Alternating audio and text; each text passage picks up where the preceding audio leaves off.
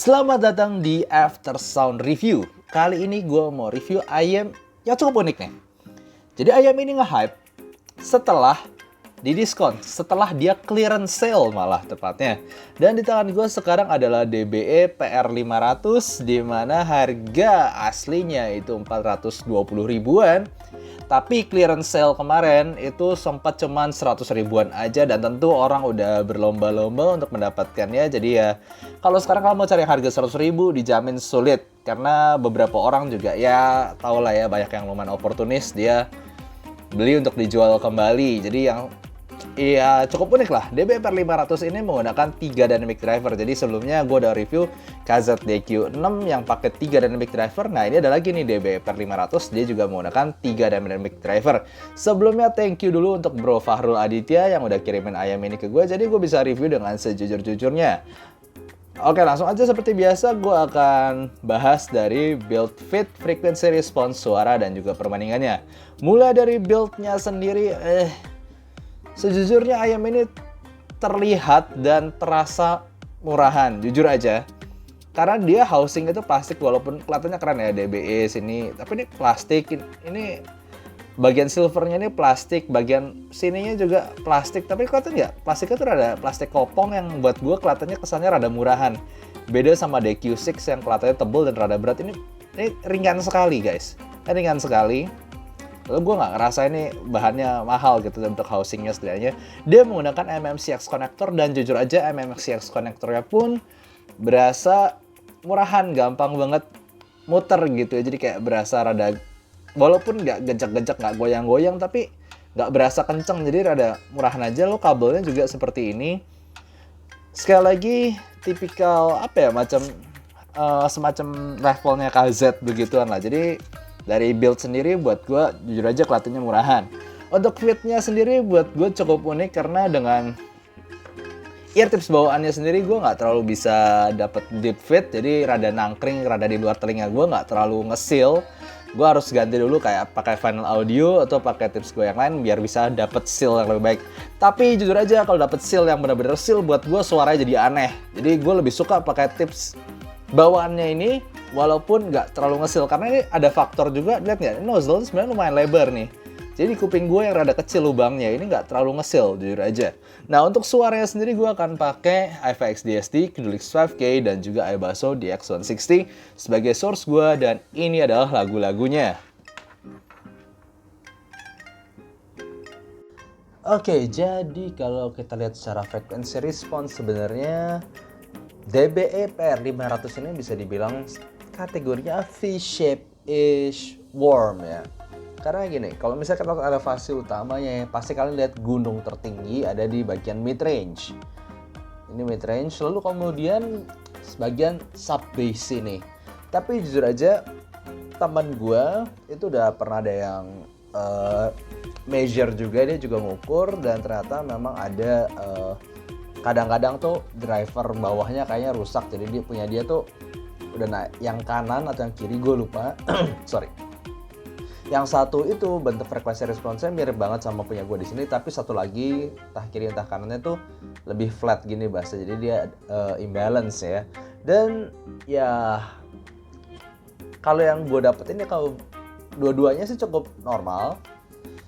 Tapi gue harus tetap ngomong juga, walaupun di sini ada bassnya, tapi ear tips bawaannya itu benar-benar nggak ngerasa, nggak terlalu nambahin bassnya. Jadi fokus utamanya yang terasa, yang gue denger gitu ya. Kalau gue nggak lihat frekuensi respon ini, jujur yang gue denger adalah ini, vokal. Semua tentang vokalnya aja. Nah di sini ada habis vokal, dia turun nih, jadi bagian treble-nya memang tidak terlalu terasa. Lalu ini adalah resonansi peak, jadi nggak terlalu perlu diperhatikan banget. Tapi utamanya yang terdengar adalah vokalnya. Dan kalau misalnya gue ganti ear tipsnya pakai ear tips yang kedap banget di kuping gue, seperti contohnya Final Audio Type E, gue baru bisa ngerasain sub bass-nya. Tapi jujur aja nggak terlalu airy, jadi lalu vokalnya jadi lebih kasar. So gue tetap lebih suka pakai ear tips bawaannya, walaupun jujur aja bassnya itu tuh kecil, berasa kecil sekali. Walaupun bisa berasa dalam di beberapa lagu, tapi kecil banget suaranya. Nah kalau misalnya gue bandingin sama ayam Harman kayak Access seperti ini, overall suaranya kayak Accesses itu kan gue bisa bilang lebih balance, dia nggak terlalu ada puncak, nggak terlalu ada bawahnya. Jadi kalau kita dengar total, kita dengarnya seperti ini. Kita bisa lebih dengar bassnya, kita bisa lebih dengar midnya, kita juga bisa lebih dengar treble-nya. Kan treble-nya nggak turun kayak tadi tuh, nggak tiba-tiba turun begini. Jadi kalau misalnya kita tarik garis, misalnya kita dengar cuman daerah suara segini, ya kita cuma bisa dengar kayak vokalnya doang gitu. Bassnya nggak terlalu berasa, beda banget sama kayak Accesses yang buat gue bisa kerasa bassnya, kerasa midnya, kerasa treble-nya. Nah kalau misalnya dibandingin sama Swanergy, nah ini kelihatan lah kenapa gue sebut ini V-shape. Karena gimana pun secara bentuk dia V gitu. Nah kalau misalnya dibandingin sama ayam yang murah juga kayak KZ-EDX, kelihatan bahwa KZ-EDX itu bentuknya lebih V-shape, dia lebih ada treble-nya, lalu vokalnya tidak semenonjol di DBE PR500 ini. Jadi yes, DBE PR500 banyak yang ngomong itu vokalnya maju banget, terbukti dengan frekuensi respons ini, dan juga terbukti dengan, maksudnya gue coba sendiri juga, yes, ini ayam bener-bener rasa vokal dan vokalnya aja. Treble-nya tidak terlalu tinggi berasa, dan juga bass-nya sendiri punch-nya itu berasa lemah banget kalau misalnya pakai eartips bawaan. Oke, jadi kalian udah lihat sebenarnya secara frekuensi response ini termasuk ke V-shape loh. Gue yakin banyak yang orang yang udah denger ini tapi ngerasa, gue nggak ngerasa V-shape kok. Maksudnya gue V-shape di sini, tapi ujungnya itu V-nya itu bukan di treble ya. Jadi tingginya itu di bagian sub bass dan juga di bagian upper mid range di 2 sampai 4 kHz-an itu, habis itu langsung turun banget di 5-6 kHz itu turun banget. Treble-nya tidak terlalu tinggi, jadinya upper mid dan sub bass gitu kayak fokusnya gitu. Dan jujur aja dengan eartips yang bawaan ini yang gue denger itu sumpah bassnya tuh kayak kecil banget. Walaupun dan frekuensi responsnya kayak gitu. Nah, gue pikir ini ada yang aneh nih. Gue ganti kan eartipsnya. Gue ganti eartips pakai Final Audio Type E. Oke, dah langsung dapat fit yang lebih benar, dapat langsung lebih kedap lagi. Oke, kali ini gue dapat bassnya. Tapi coy, suaranya jadi aneh banget. Vokalnya jadi aneh banget, makin tipis, makin nyakitin kuping gue. Jujur nggak sampai sakit nusuk gitu ya. Cuman kayak apa orang aja dengan head voice tapi maksa gitu. Lalu kalau misalnya pakai earpiece bawaan, mau gue dapetin rasa bassnya itu gue perlu rada tekan ke kuping. Jujur aja ketika sub bassnya kedengeran, itu mau nggak mau kita ngomong suara itu kan sebagai kita dengar semuanya, kita nggak cuma dengar suara bass doang, mid doang, treble doang, enggak. Jadi kita makin kedap itu mau nggak mau mempengaruhi bass dan mempengaruhi mid range, mempengaruhi treble juga. Jujur aja vokalnya jadi aneh banget ya, kayak squeaky gitu gue ngomongnya. Oke. Langsung aja gue mulai dari bassnya sendiri. Yang tadi gue bilang aslinya ini bisa dalam, aslinya. Tapi dengan fit biasa gue nggak dapet rasa bassnya itu. Aslinya dia bisa dalam, aslinya dia bisa mukul, dan aslinya dia cukup cepet. Cuman punch-nya itu, volume punch-nya tuh simply nggak fun aja, nggak ceduk mukul gitu. Jadi kalau kalian yang bass head, gue udah ngomong dari awal, jauhin ini nggak bisa kasih bass yang tebel, nonjok, fun, asik buat EDM atau buat apa. Tapi ada juga beberapa kali orang yang memang secara frekuensi respons ternyata dia ada yang imbalance gitu. Salah satunya tuh bassnya bukannya naik begini tapi begini, rata gitu aja. Nah itu beda kasus ya. Yang gue dapetin tadi naik tapi jujur aja tetap aja bassnya itu nggak fun buat EDM, nggak fun buat pop yang cedak-ceduk gitulah. Jadi yes, bassnya ini bisa dibilang lemah di kondisi tertentu ya. Oke, kemudian untuk mid range-nya sendiri, nah ini buat gue mixed feeling. Karena gini loh, kalau kalian udah lihat tadi kan frekuensi respons, kalau misalkan kalian lihat MH755, lihat kayak Giga ZVK4 itu kan cenderung landai, dan itulah yang gue suka. Gue suka yang Harman response, gue suka yang DF neutral. Itu kan kalau frekuensi respons tuh nggak naik turunnya tuh nggak tinggi banget, yang gue suka tuh masih balance jadi kesannya. Nah ini jelas nggak berasa balance tadi. Upper mid range tinggi banget tadi yang kalian lihat ya, sekitar 2 kHz dia peaknya tinggi dan kemudian turun langsung gitu. Jadi mau nggak mau fokus dari suaranya memang adalah upper mid range, bukan lower treble, bukan lower mid, bukan bassnya gitu yang terasa di sini. Dia fokus ke vokal dan vokal. Dan vokalnya itu pun tidak terlalu balance karena terlalu tinggi tadi upper mid range-nya itu buat gue. Tapi bukan berarti pedas, bukan berarti shouty karena terbantu dengan 5-6 kHz itu biasa yang bikin sibilance itu turunnya langsung. Jadi 2 tinggi, lo habis itu turun 5-6 tuh langsung turun begitu kan. Kalian lihat lembahnya begitu.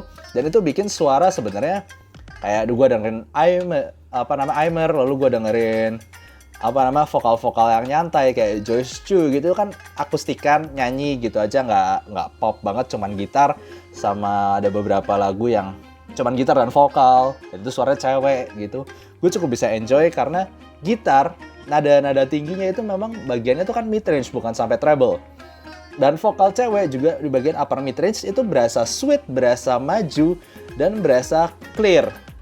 Tapi ketika gue play lagu cowok gitu ya, nggak usah cowok deh, gue play lagu Diana Krall, itu kan lagu jazz cewek yang suara rada dalam. Gue dengerin lagunya Adele, itu suaranya tuh udah rada ditipisin.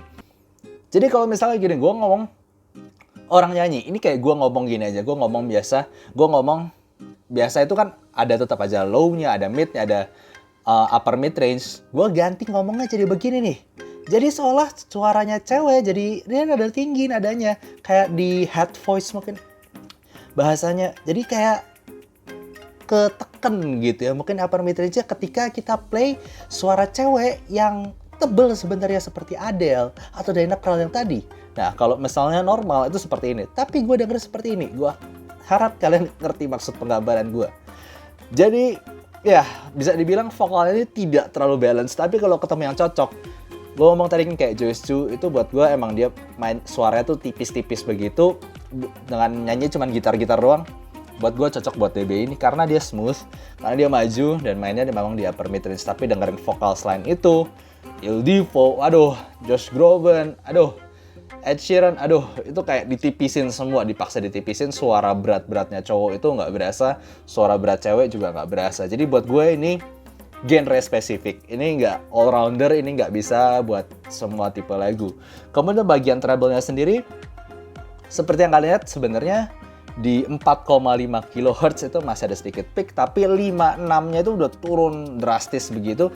Jadinya memang cymbal crash dan juga hi-hat, lalu violin itu kayak tumpul berasanya, nggak berasa maju, nggak berasa sampai nada-nada tinggi itu nggak bisa berasa. Karena fokusnya lebih ke upper mid range tadi ya. Jadinya yang bisa kedengeran memang kalian masih denger cek-cekan atau apa itu masih ada, tapi nggak bakal forward banget. Jadi memang secara tonal dia genre spesifik banget buat gue. Upper mid range itu yang paling kelihatannya dia kayak gunung Everest begitu. Lalu kemudian untuk teknikalitas, jujur aja soundstage-nya gue nggak berasa 3D, gue nggak terlalu ada berasa dimensi di sini yang lebar ataupun 3 dimensi, ya biasa aja, kecil lah intinya begitu. Dan untuk separasi jujur aja lumayan bagus aslinya. Kalau misalnya gue pakai lagu yang memang ada bagiannya dia pas kedengeran semua. Contohnya kayak gue dengerin lagu kayak Earth, Wind and Fire yang September, itu kan cukup banyak elemen di situ. Jujur aja separasinya lumayan loh. Separasinya lumayan, tapi nggak detail.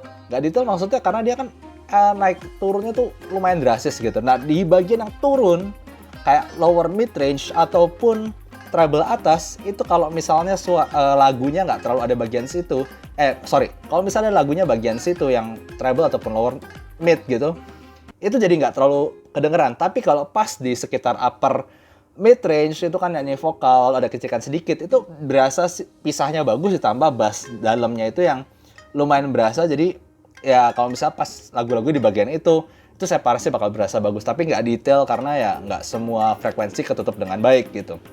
Nah sekarang gimana dengan perbandingannya? Gue akan bandingin dengan IM yang 100 ribuan dan juga 400 ribuan. 100 ribuan pasti itu kalian tanya EDX. EDX kelihatan dari frekuensi respons tadi juga dia lebih V-shape, jelas bassnya lebih nampol, bassnya jelas lebih gede, vokalnya lebih mundur, lo treble-nya sedikit lebih ada kicikan-kicikan energinya begitu. Tapi vokal dia berasa jadi lebih mainstream lah tuningannya itu.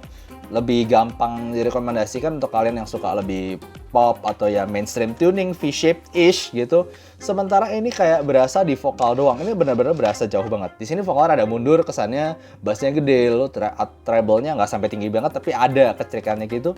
Di sini malah vokalnya yang maju banget.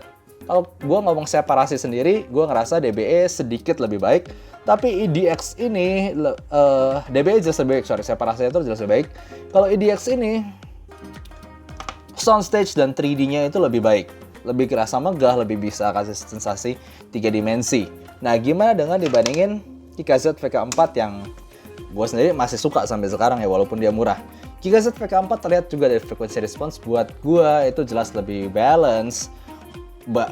Bassnya lebih berasa juga, vokalnya juga lebih balance. Vokal cowok, vokal cewek, akhirnya gue bisa ngerasain lebih lebih ada isi, lebih ada daging, walaupun dengan smoothness yang mirip-mirip. Cuman kalau kalian suka vokal aja, buat gue ya DBE ini masih lebih gampang direkomendasi, walaupun nggak semua vokal gitu. Buat gue KZ VK4 masih salah satu yang paling balance di harganya.